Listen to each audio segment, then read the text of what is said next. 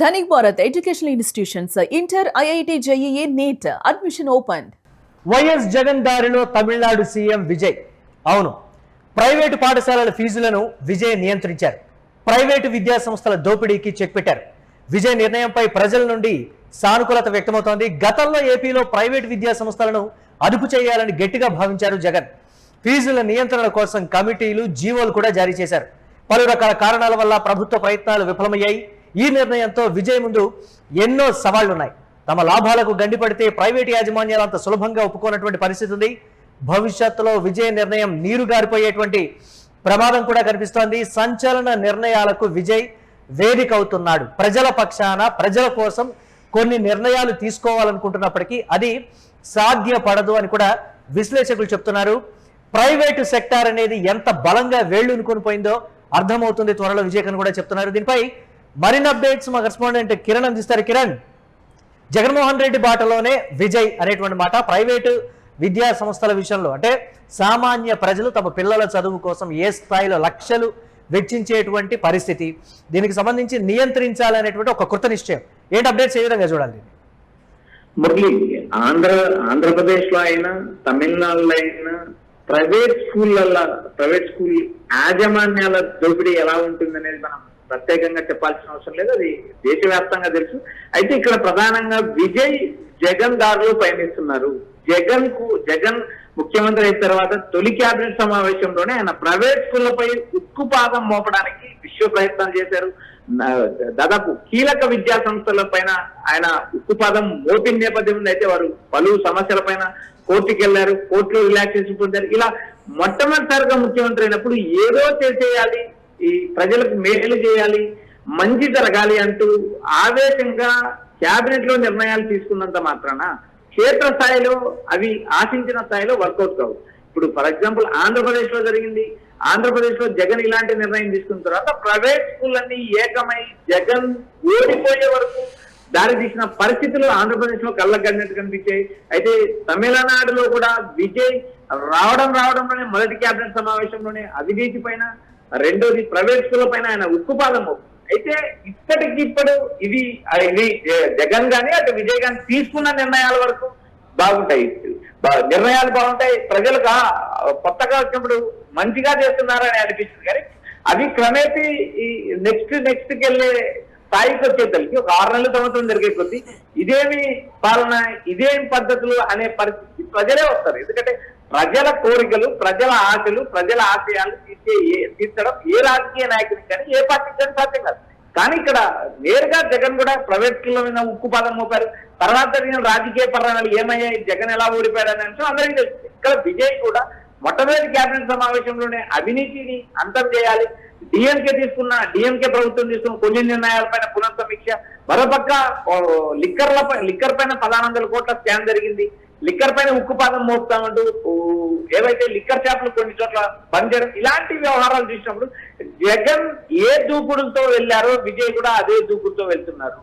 ఇవి రాజకీయాల్లో long term plans ఉండాలి కానీ షార్ట్ టర్మ్ ప్లాన్స్ ఉండకూడదు అనేది జగన్ చూసిన తర్వాత భారతదేశంలో ప్రతి రాజకీయ నాయకుడు నేర్చుకోవాల్సిన అంశం. ఎందుకంటే ప్రజలకు మంచి చేసి సంక్షేమ కార్యక్రమాలు అన్ని ఇచ్చి కూడా జగన్ 11 సీట్లకు పరిమితమైన నేపథ్యం గత ఎన్నికల్లో చూశాం. అదేవిధంగా మొట్టమొదటిసారిగా రాజకీయ అనుభవం లేకుండా సినీ రంగం నుంచి వచ్చిన విజయ్ నేరుగా ప్రైవేట్ స్కూళ్ల పైన దృష్టి పెట్టారు, అవినీతి పైన దృష్టి పెట్టారు, మరికొన్ని సమస్యల పైన ఆయన ఫోకస్ గా దృష్టి పెట్టిన నేపథ్యం చూసాం. గత 60 ఏళ్లుగా డిఎంకే పాలనలో కొనసాగిన తమిళనాడు ఒకసారి ప్రత్యామ్నాయం కోసం విజయ్ కోట్లేశారు. ఒక్క ఛాన్స్ అంటూ జగన్ అధికారం లేకొచ్చారు, ఒక్క ఛాన్స్ అంటూ విజయ్ అధికారం లేకొచ్చారు. అయితే ఇక్కడ ఇద్దరి మధ్య ఉన్న తేడాలు కూడా ఏమీ కనిపించడం లేదు. ఎందుకంటే జగన్ కు భారీ మెజార్టీ ఇచ్చారు, విజయ్కి ఆశించే స్థాయిలో మెజార్టీ ఇవ్వకపోయినప్పటికీ కూడా జగన్ దారిలో విజయ్ పయనిస్తున్నారు అనే అంశం ఇప్పుడు తెరపైకి వచ్చింది. ఎస్, అంటే ఏ విధంగా చూడాలంటారు? విజయ్ తీసుకునేటువంటి నిర్ణయాల విషయంలో మళ్ళీ వెనక్కు తగ్గాల్సినటువంటి పరిస్థితి ఉంటుంది అనేటువంటి మాట. పర్టికులర్ గా ఈ విషయంలో గతంలో కూడా జగన్మోహన్ రెడ్డి కూడా కొన్ని అంశాల్లో సాధ్యపడలేదు అనేటువంటి మాట, విజయ్ కూడా అదే విధంగా పరిస్థితిని ఎదుర్కోవాల్సి వస్తుంది అనేటువంటి మాట చెప్తున్నారు. దీని ఎలా చూడాలంటారు అనలిస్టులు చెప్పేటువంటి మాట? ఇక్కడ ప్రధానంగా ఆంధ్ర రాష్ట్రంలో ఉన్న ప్రైవేట్ స్కూళ్ళు కానీ ప్రైవేట్ కాలేజీలు కానీ ప్రైవేట్ యాజమాన్యాలన్నీ ఒక బలమైన నేత చేతుల్లో ఉండడం. గత ఎన్నికలకు ముందు జగన్ టీచర్ ఎమ్మెల్సీలు గెలిచినప్పటికీ ఎన్నికలు వచ్చే సమయానికి ఆయనకు భారీ దెబ్బపడింది. ఎందుకంటే ప్రైవేట్ స్కూళ్ళకు సంబంధించిన వారు కావచ్చు, ఏవైతే బలమైనగా నారాయణ, శ్రీ చైతన్య లాంటి విద్యా సంస్థలు కావచ్చు, వీరందరూ రాష్ట్ర స్థాయిలో ఉన్న ప్రైవేట్ స్కూల్ని ఏకం చేశారు. జగన్ కి అది భారీ స్థాయిలో నష్టం కలిగింది. ఇక్కడ తమిళనాడులో కూడా విజయ్ ఒక నిర్ణయం తీసుకున్నారు. అవినీతి కావచ్చు, ప్రైవేట్ స్కూల్ కావచ్చు, మరొక నిర్ణయం కావచ్చు. ఈ నిర్ణయాలన్నీ 6 నెలల కాలంలో దూకుడుగా కనిపిస్తాయి. 6 నెలల కాలంలోనే అద్భుతాలు జరుగుతాయి అనే కోణంలో అటు జగన్ గాని ఇటు విజయ్ గాని ఆలోచించిన పరిస్థితి ఉంది. అయితే జగన్ ఆలోచించినప్పటికీ, జగన్ సంక్షేమ కార్యక్రమాలు సక్సెస్ఫుల్ గా అమలు చేసి కరోనా లాంటి విపత్తుని ఎదుర్కొన్నప్పటికీ కూడా ఎన్నికల సమయానికి జగన్ కు భారీ వ్యతిరేకత వచ్చింది. ఎన్నికల్లో ఓడిపోవడం.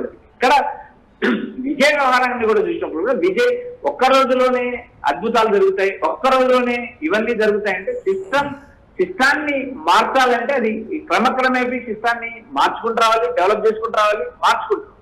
ఒకే రోజు అద్భుతాలు జరగవు అనే అంశం రాజకీయ నాయకులు తెలుసుకోవాల్సిన అవసరం ఉంది. అందులో విజయ్ లాంటి కొత్తగా రాజకీయాల్లోకి వచ్చిన నేత మరికొంతకాలం రాజకీయాల్లో కొనసాగడానికి ఆయన కొత్త తరం రాజకీయాలు చేయాలి. అందరూ రాజకీయాలు చేసినట్టే ఆయన ఎమ్మెల్యేలను, ఇతర పార్టీ ఎమ్మెల్యేలు రాజీనామా చేసి తన పార్టీలోకి చేర్చుకోవడం, మరోపక్క మాజీ ఎమ్మెల్యేలను తన పార్టీలోకి చేర్చుకోవడం, వీటన్నిటినీ చూసిన తర్వాత మరికొంత కాలానికి విజయ్ కూడా అటు స్టాలిన్, ఇటు పళనిస్వామి మరో నాయకుడి దారిలోనే పయనిస్తున్నారనే విమర్శలు కూడా వచ్చే అవకాశాలున్నాయి. ప్రస్తుతానికి జగన్ దారిలో విజయ్ పయనిస్తున్నా అంటే ఖచ్చితంగా పయనిస్తున్నారు.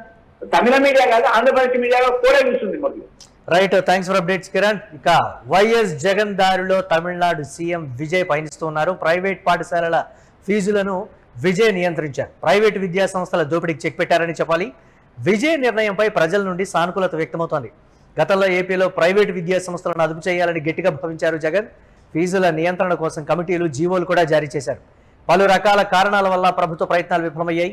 ఈ నిర్ణయంతో విజయ్ ముందు ఎన్నో సవాళ్లున్నాయని చెప్పాలి. తమ లాభాలకు గండిపడితే ప్రైవేటు యాజమాన్యాలు అంత సులభంగా ఒప్పుకోనటువంటి పరిస్థితి ఉంటుంది. భవిష్యత్తులో విజయ్ నిర్ణయం నీరుగారిపోయే ప్రమాదం స్పష్టంగా కనిపిస్తోంది.